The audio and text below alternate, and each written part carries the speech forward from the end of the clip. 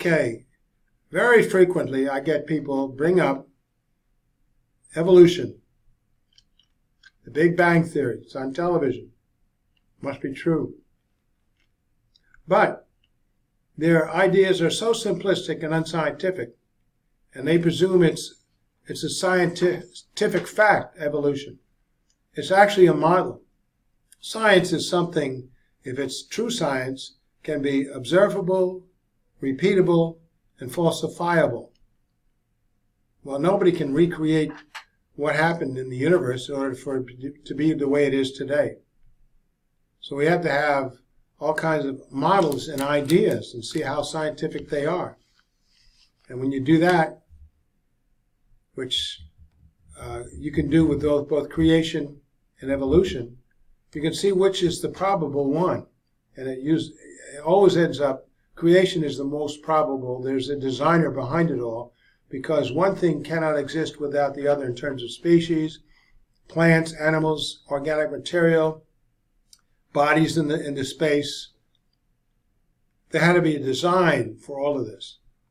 So let's go to Genesis chapter 1.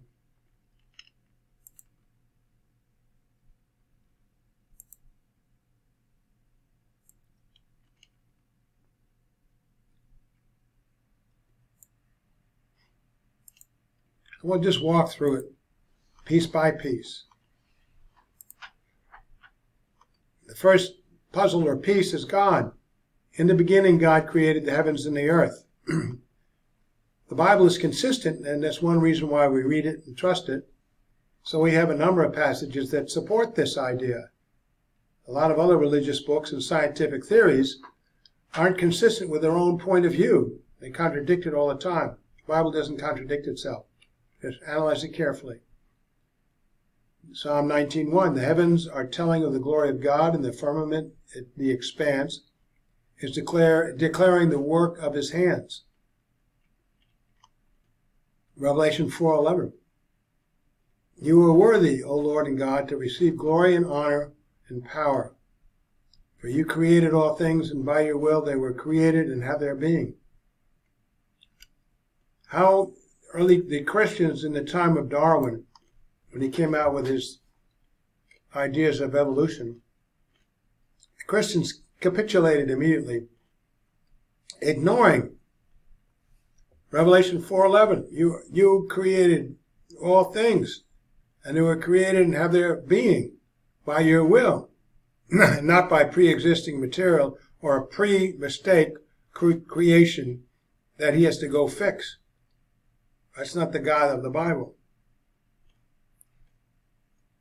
Hebrews 11:3, by faith we understand that the words were prepared by the word of God, so that what is seen was not made out of things which are visible. No pre-existing material. Kenneth Weiss says, this leaves no room for the theory of evolution, which holds that things that are seen today were made of pre-existing material. Yet if you examine the time of Darwin and the writings of these theologians in those days, and even today, they completely throw those passages out. No, you can't do that. You can't pick and choose and change. Either you go by the Bible or you go by, write your own. Jeremiah 51:15-16, God, he made the earth by his power. He founded the world by his wisdom and stretched out the heavens by his understanding. When he thunders, the waters in the heavens roar. He makes clouds rise from the ends of the earth. He sends lightning with the rain and brings out the wind from his storehouses. Now, Dr. Carly Ball wrote a book, Panorama of Creation. He says, this is designed the earth by his wisdom and power. He created all of it perfectly. But then in the following verse, there's a transitional statement. We find that there is now rain, lightning, and a water cycle. Before the flood, at the beginning of creation, there was no rain. A mist went up and watered the earth. But now there is a judged ecosphere. We see mountains, snows, and varying temperatures that didn't exist before. We can check that out as we go. So, stage one of creation is a recent and not a ruined or chaotic one. Look at the words carefully. In the beginning, Bereshith, in the beginning of time, space, and matter. In the beginning, God created the heavens and the earth. Objectors falsely claim that this Hebrew word should be interpreted in the beginning of God's creating. As he's doing this, what happens? He makes a mistake and has to recreate it. Really? When God began to create, thus attempting to force the false concept that the universe is much older than it is, and secondly, then Genesis 1:1-2 would then falsely be changed to say, in the beginning of God's creating the universe and the heavens and the earth became ruined and chaotic. Oh, God's mistake, thus allowing for a period of time for evolution. Then God had to go fix it. This is a grammatical possibility, but not a contextual one, since there is no statement that comes before verse 1. Verse 1 is verse 1. It's the first verse of Genesis 1, first verse of the Bible, or any other statement which qualifies it. So verses 1 and 2 stand alone as a declarative statement about the absolute beginning of all time, space, and matter, i.e. of the universe. Furthermore, the conjunction and, which connects verses 1 and 2, indicates uninterrupted sequential action, certainly one which is not divided by millions of years.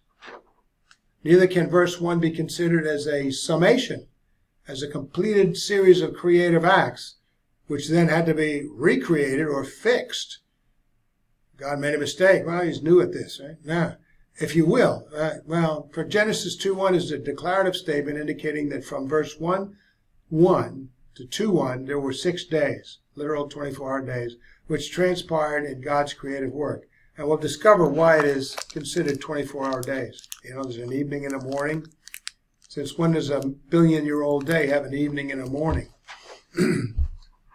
So, Genesis 1:31-2:1, then God saw everything that he had made, and indeed it was very good. There's no chaotic there. So the evening and the morning were the 6th day. Thus the heavens and the earth, and all the hosts of them are finished. Where's the fixing? Where's the chaotic or ruination? Hebrews 4:3b-4, although the works were finished from the foundation of the world, for he was spoken of it, he has spoken in a certain place of the 7th day in this way, and God rested on the 7th day from all his works. It took billions of years, created a massive mistake. Oh, let's go back and fix it. I don't think so. Nor can 2 Peter 3:3-8, which follows here, be forced to indicate that the days referred to in the creation account be more than 24-hour days. This is true because 2 Peter 3:8 simply states that God's viewpoint is timeless, especially relative to the coming time of his judgment of mankind's evil in spite of thousands of years that have passed by. We're not looking at man's viewpoint. When God had the Word of God, his Word inspired and written by these human authors, it was from the perspective of man. Men don't have the perspective of God, the eternal perspective of God. So a day is a little 24-hour day unless spoken of otherwise. So 2 Peter 3:3-8, knowing this first, that scoffers will come in the last days, walking according to their own lusts, and saying, where's the promise of God's coming, Christ's coming? For since the fathers fell asleep, all things continue as they were from the beginning of creation. For this they willfully forget that by the word of God the heavens were of old, and the earth standing out of water and in the water, by which the world then existed, perished, being flooded with water, so the worldwide flood. But the heavens and the earth, which are now preserved by the same word, are reserved for fire. Now it's going to be until the day of judgment and perdition of ungodly men. There will be a burning up of the world as it exists, and there will be a new heavens and a new earth. But beloved, do not forget this one thing, that with the Lord 1 day is as 1,000 years, and 1,000 years as a day. It says to the Lord, not to man. But to man, being finite and restricted in time, a day is a 24-hour period, evening and a morning.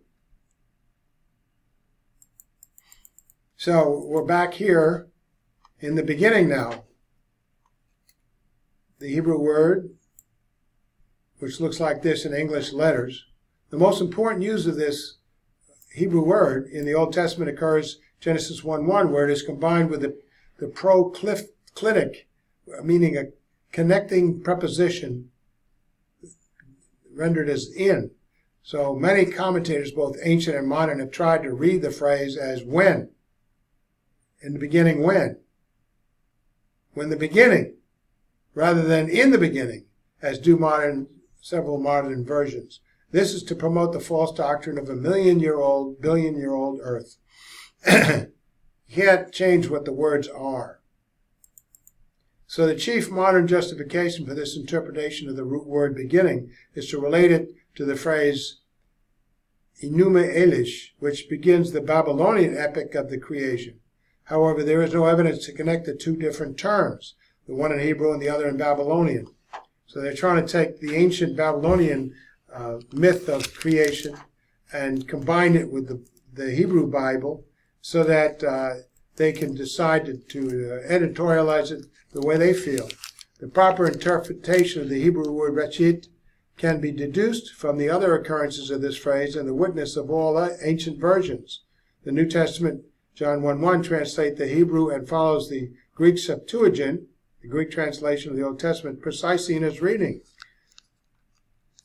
So the use of this root word beginning, rendered beginning, leaves no doubt that the Genesis 1:1 account opens with the very first and initial act of the creation of the cosmos. Genesis 2:1 notes the termination of the work of the 6 days of creation by the following summary. Thus the heavens and the earth were finished, and all the hosts of them. This statement clearly refers to the work of the previous 6 days, including the first day.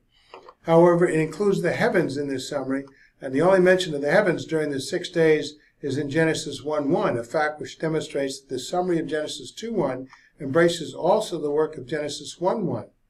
In other words, the primeval creation of the heaven and the earth in the beginning was the first act of the first day of the 6 days, calling into existence the basic elements of the space, mass, time continuum, which constitutes the physical universe. All the matter was created at that time in an unformed universe. Then the next 5 days, God will see to it, through the Holy Spirit's work, that everything is formed as stipulated in Genesis chapter 1.